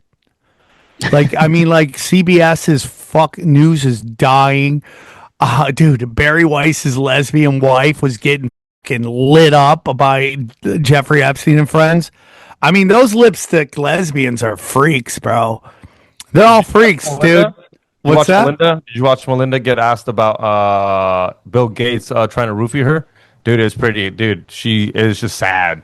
Yeah, well, I have zero sympathy for her, because she was the one during COVID talking about, we got to get to the black community. We got to get it out to them first, which is super dark. Like, what we do with women is we project our feelings of our mothers and our sisters and our grandmas onto them, and that the woman who was living with Dr. Evil was just a wife trying to just be a mom. And you're like, that bitch, her name is on every one of the things he fucking does. The Bill and Melinda Gates Foundation. And she's talking straight up about fucking vaccinating the black community, dude. She knew exactly what she was doing. Like, this notion that she's just some innocent bystander is laughable to me. She's playing on our emotional strings so that she can get out of this fucking clean. Oh, I didn't think about that. She must, yeah. Holy, she might. Dude, there's interviews of her talking, we got to get to the black community. We got to get it there. You're like, bitch, you know exactly what you're doing. You're a part of it too. You didn't walk into this, you know? It's like the Princess Di was probably one of the only ones that was probably a good person, just shoved into a world of shit, you know? But I 100% believe she went to those Eyes Wide Shut parties, got passed around, and that's why her kids don't look anything like her dad. Their dad. They all look like guys who are on the periphery of her. I'm sorry, dude. It's like she's the only one I might have sympathy for. Melinda Gates is right in it. That's like Zoran Mamdani. Like, his mother was going to the Epstein parties, and if there's like people who have done video overlays of Epstein's face on Zoran's face, and it kind of matches. It kind of looks. It kind of like lines. There's a lot of AI videos out of that, but she was 100% there. Yeah, the AI photos. Yeah, there's like a bunch, but she was like at a party where Jeff Bezos was there and everybody. It's like, it's just crazy that like people are just like, yeah, Zoran Mamdani just came in and now he's the mayor of New York. It's like, dude, these people are so well connected. You really think they're gonna let a rogue socialist, a rogue proto-communist come in and become the mayor of New York? Especially when they care about blood more than anything. Yeah, exactly. It's all bloodlines. He lives in a $2 million apartment in Manhattan. Like, what are you talking about? And they just the rich dude, L.A., Chicago, New York, San Francisco before. Now it's just shit. But those three cities are rich kid Disneylands.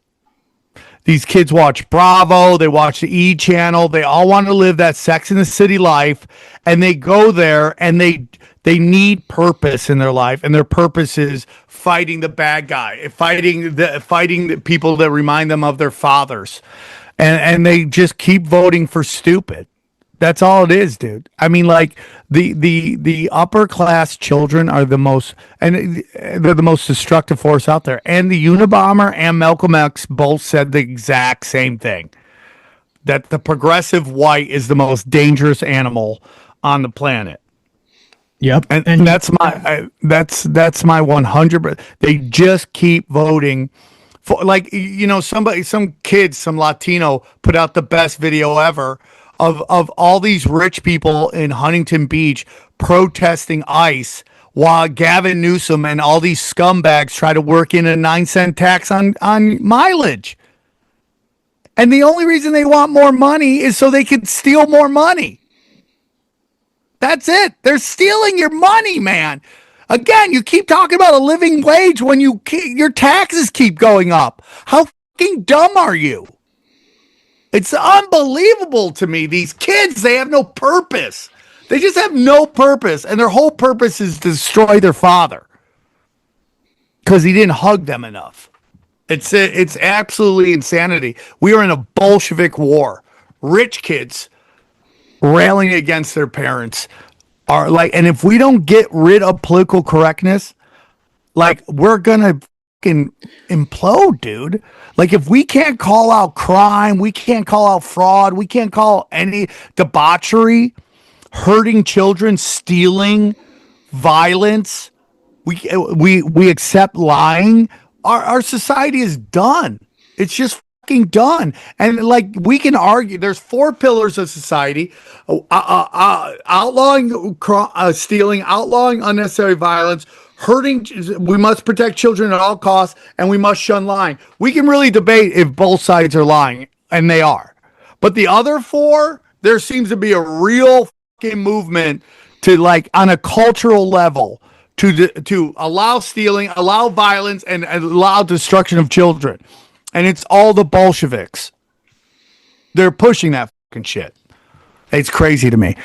Izzy, great episode. You're one of my favorite guests, buddy. Every time you come on, I know it's going to be fucking pure fire, dude. Pure fucking fire. One more time, tell them where they can find you.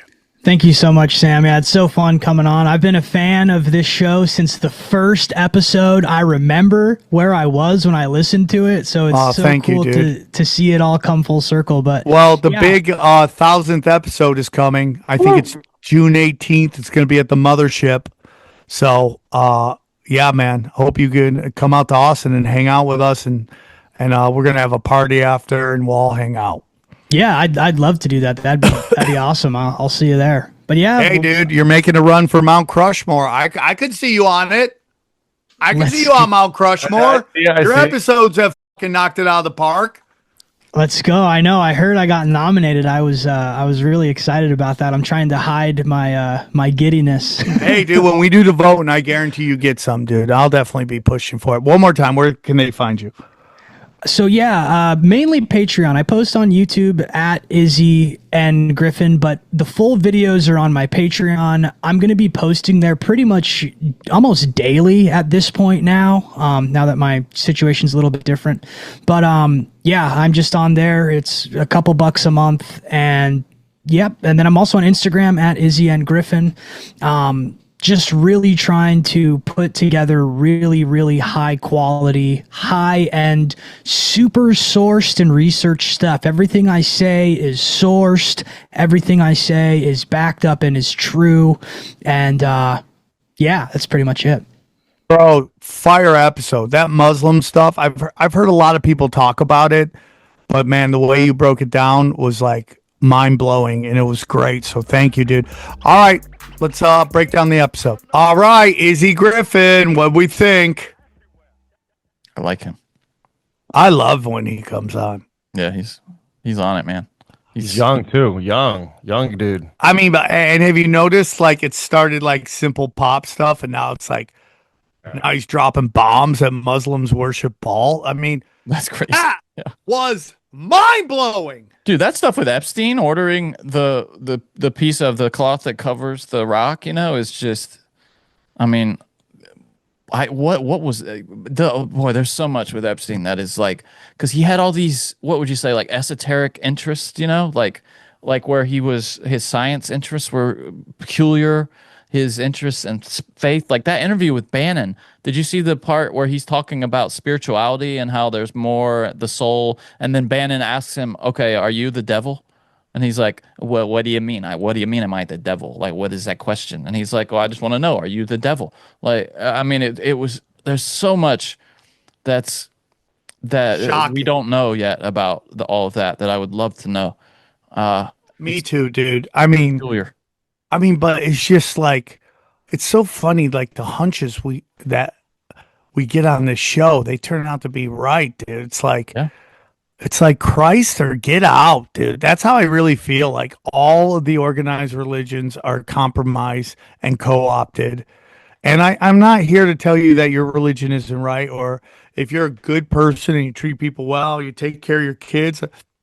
I have no problems with you, but man, it's crazy. Like, dude, when I heard Queen Elizabeth saying I'm related to the Prophet Muhammad, I'm like, oh, it's all bullshit. How is it again? This person's perfectly positioned, connected to the elites.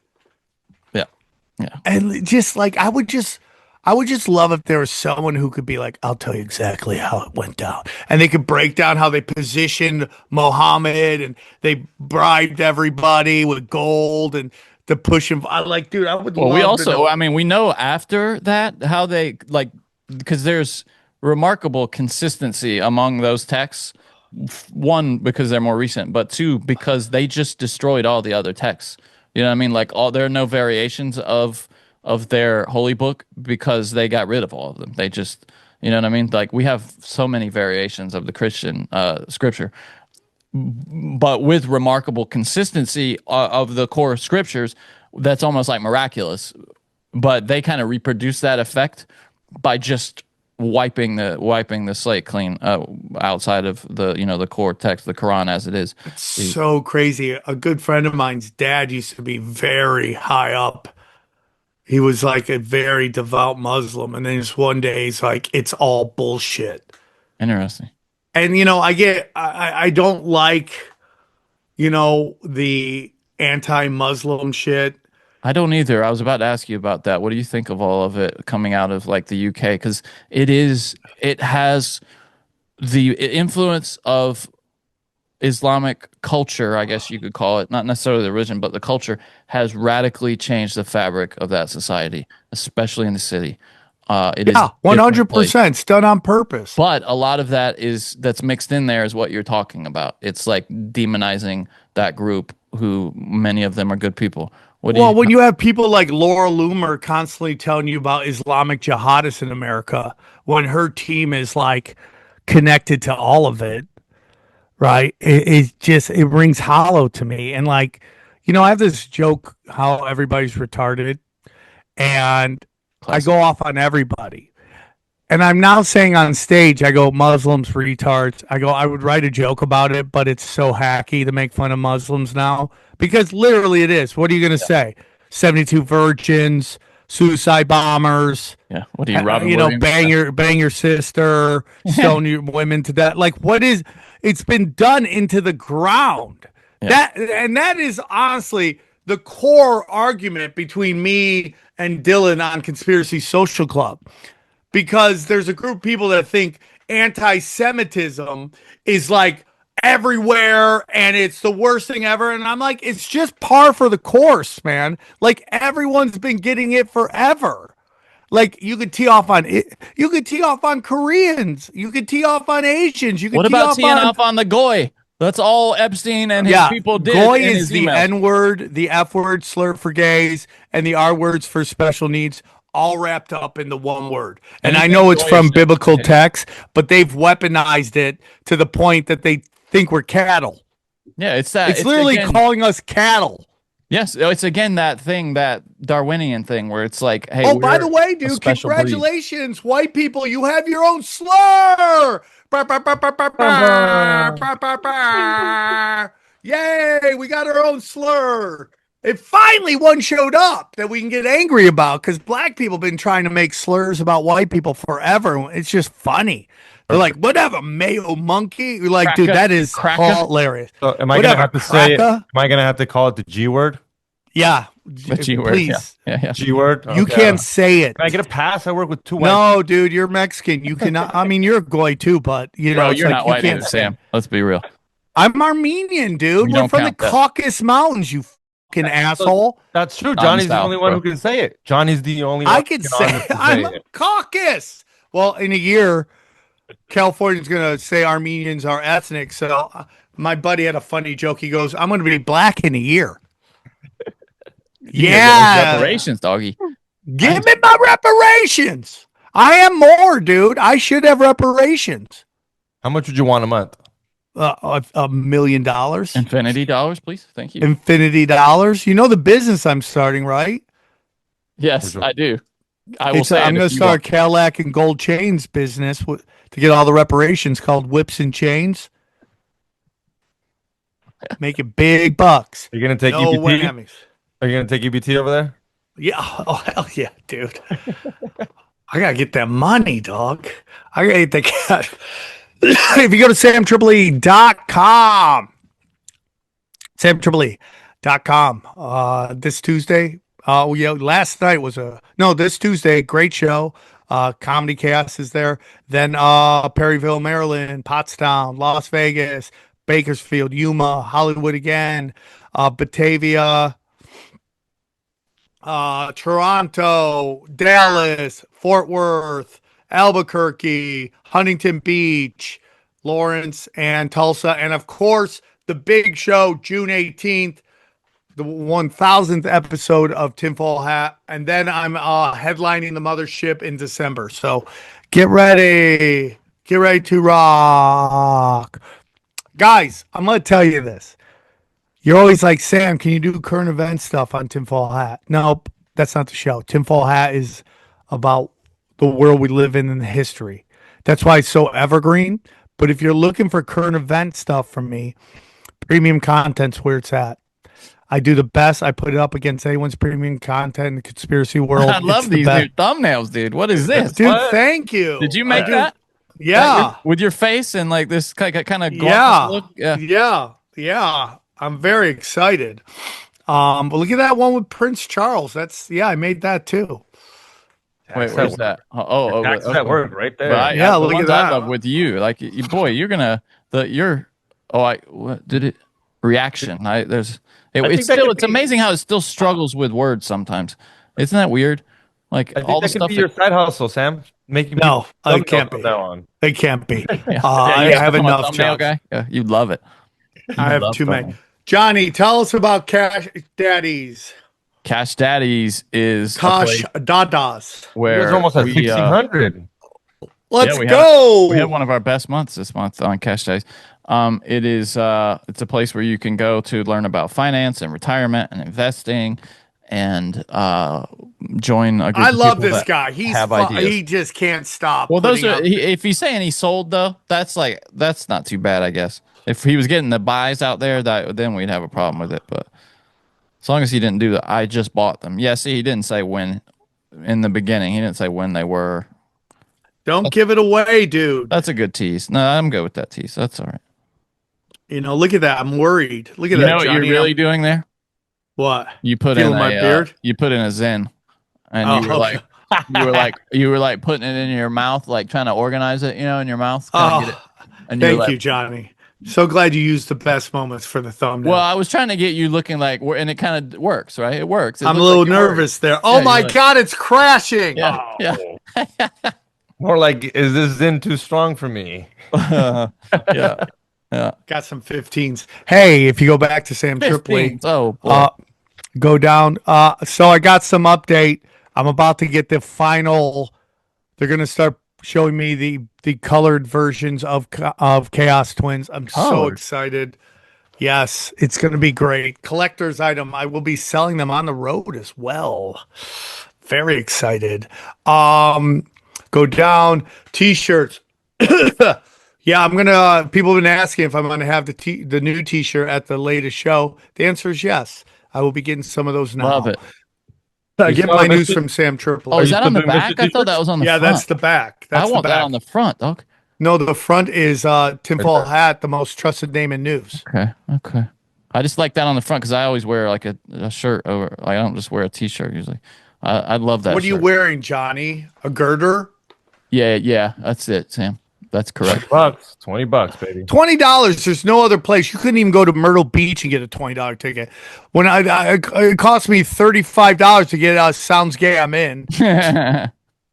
Mineral King, Pat Militich, buy gold and silver. Let's do it, dude. Our good friends at Wolfpack Gold. Okay. Harley Ray, Aquacure, hydrogen brown gas. Hydrogen is how you stay younger. Chemical free body. I take it every day. And then Joe Stanley, EMF rocks. Get it going. Prometheus, if you're looking for a decentralized website. And then Brain Supreme, on or off? Off. Are you out? I feel like you're out. No, I'm just off. I'm gonna take Okay, some- respect. Yeah. Go check it out. Anything else? Go check out my XG. podcast, XG Marks the Spot, and we got a 420 show, Main Room Comedy Store. So go get your tickets if you want a super high show. Go check it out. Get high. Yes. Johnny. New Broken Sim is out there. You hear us reacting in real time to this Epstein file drop, trying to get a grasp on it. It was just so much happening at once. So you can check that out. Also, we examine a spy in our midst, someone surreptitiously recording us. Without us knowing, the in guy's our a studio. real gay Yeah. scumbag. Won't say who that is, but it's one of Thoughts, the people. XG, on this guy being a really gay scumbag. Yeah. Thoughts, XG, thoughts? He's a fag. Yeah, there we go. There you go. You gotta beep that. Gotta beep that, dude. Gotta beep that. Give yourself work. But back to Izzy. I mean, this just confirms what we've been saying on this since the beginning of the show. It is spiritual war. Yeah. You like, dude, if you're getting lost in the right and left, you've already lost. You're not going to do anything. You're playing into their idiotic mind games and propaganda. I think the people that listen to this show that made it this long into the episode, they know not to play into that. Look into themselves, fix themselves. You cannot change the system. You can only beat the system. And by beating the system, you show others how to beat the system, and the system adapts to you. That's how change happens. You can march till you're blue in the face, unless the elites want that. Then they'll make you think you had some say in it. You didn't. You gave them what they wanted. We have people in the comments after BS saying both that we were, what would you say, making excuses for Trump and like in denial about Trump. It And then doesn't, people dude. I get saying told the I have opposite. Trump derangement syndrome. Yeah, I get that too. told I'm a bootlicker for ICE. It just doesn't matter. And we appreciate them commenting. Thank you for commenting. Yes, thank you for helping us with the algorithm. Yeah, thank you. You can comment anything you want. And if you give us 5 stars, maybe someday we'll start reading some of the comments. We don't know. Anything else, guys? I just want. Do you think anybody's gonna get taken down for this, or you think it just goes down as like pissing us off, making us go crazy, watching? I think it's going to piss us off and go crazy unless people stop. I mean, dude, these ICE protesters are the biggest retards on planet Earth. They're fucking right into the retards. hands of the Well, bad guys. it's like, yes, I don't like I don't like fascist cops. But you know what I hate more than fascist cops? Tax fraud and pedophilia. Okay? They're And both what is- wrong. Both sides are bad on this issue. Is No, the thing. 100%. But they're stealing your money while they raise your taxes. Yeah. Again. While they raise your taxes to pay for the people that. Yeah. that And are out again, there. it's like, stop crying about a livable wage, a living wage, when you keep voting for more taxes. How does that make any sense? How is the Democrats in California putting a mileage tax on you? The people that are talking about livable wage? I don't think that's they're going to happen. Thank God. Well, No. thank God, because people are waking up. It's the one issue everybody can get behind. F you, Newsom. F you Bolsheviks. Here's a clip from the latest Broken Sim. Yeah, we have our best proof yet. I'd say we have two fine pieces of evidence that Jeffrey Epstein lives. My favorite. Okay, is, I'm gonna tell you right now, it's not what you think it is. it's Go not on. the photo. I'm not talking about the photo. Actually, the photo is AI. Yeah, the photo is AI, and everyone wants to believe it so badly. It's not him though. It is this. Jeffrey Epstein. It's established in the files. Had a Fortnite profile. And since his death, his Fortnite profile has bought V-Bucks and has a ranking in let's see, Chapter 5, Season 1, which was after his death.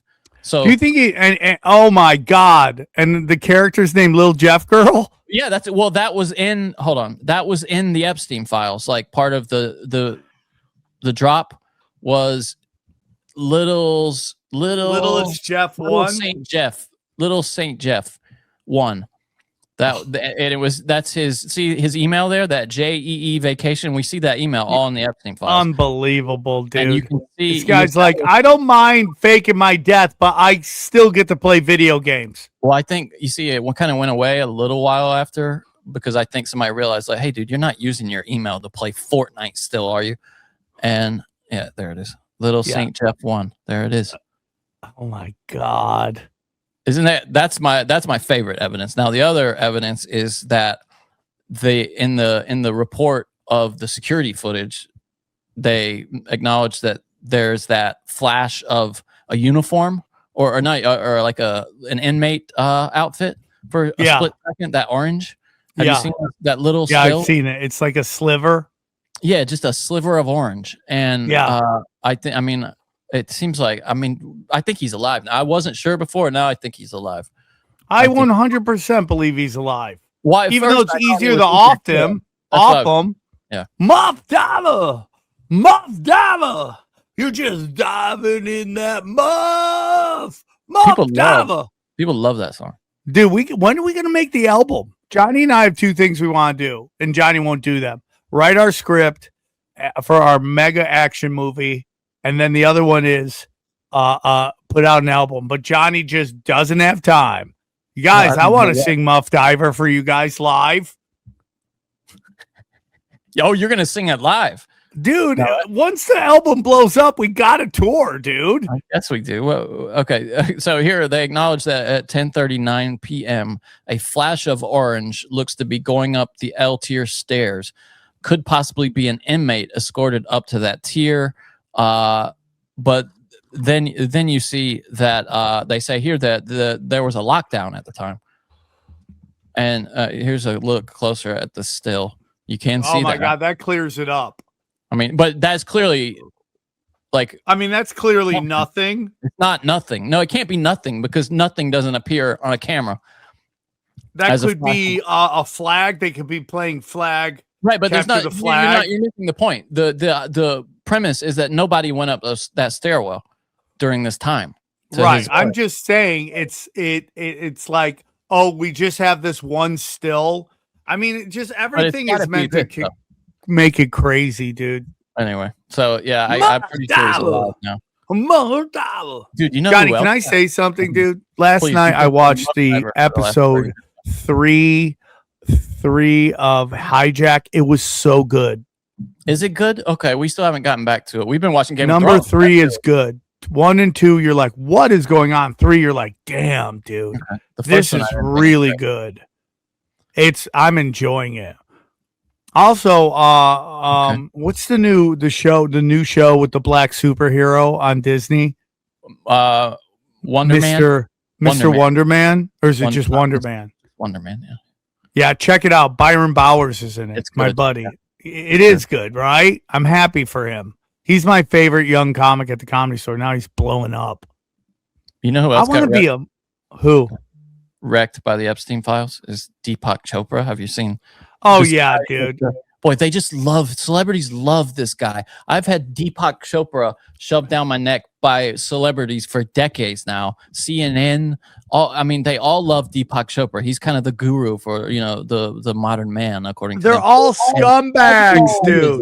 Biggest scumbag. So these are emails that are confirmed to be from him. One of these things, he says, God is a construct. Cute girls are real. So you're like, okay. What a scumbag. What a creep. Why do I hear myself, Johnny? I hear this muffling. Hear it? Muffling? Hey, muffling. I don't hear it. I do. Do you guys hear it in the comment section? Do you hear the muffling? Do you hear a muffling? Are you guys hearing a muffling? So this, he says, this is, look at this invite. This is Deepak Chopra saying, come to Israel with us. What a weird coincidence. Relax and have fun with interesting people. If you want, use a fake name. Bring your girls. It will be fun to have you. Love, and then Deepak there. Now, the interesting thing is this is how we know Deepak signed off. Do you think Epstein was just a guy nobody really liked, but like he was a guy who you knew always had whole hair, and you're like, just invite him. He's always carrying.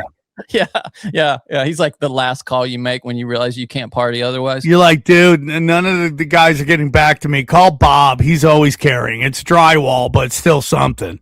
So here's one that they redacted the name of the sender. But in my opinion, it's pretty obviously Deepak also. It's the same writing style. It's signed off the same way, Love A. It says, and he's also inviting him to, like a Kundalini class. He says, meet me at class at 9:30. So many hot girls, promise. Hari NYC, that's the place. 30th between 6th and 7th. Then we go to Matcha, okay? Promise. An abundant of young pussy flesh. Oh, what a weird way to say that. Dude, what a scumbag. And first of all, can I just say something to everybody? Why are you emailing this stuff? I don't get it, dude. I don't get it. Is it that generation, you think? The older, slightly 100%, dude. Yeah. What, like, they're the idiots who are like, hey, don't say that on the phone. They're listening. Email me. If you'd like to hear the rest of this episode, subscribe to Broken Simulation in your podcasting app or check us out at youtube.com/Sam Tripoli. We go deep, homeboy. Aaron, open your mind. Drink from the fountain of knowledge. There's lizard people everywhere. That's some interdimensional shit. Wake up, Aaron. This is only the beginning. Dude, you just blew my mind. Tinfoil hack.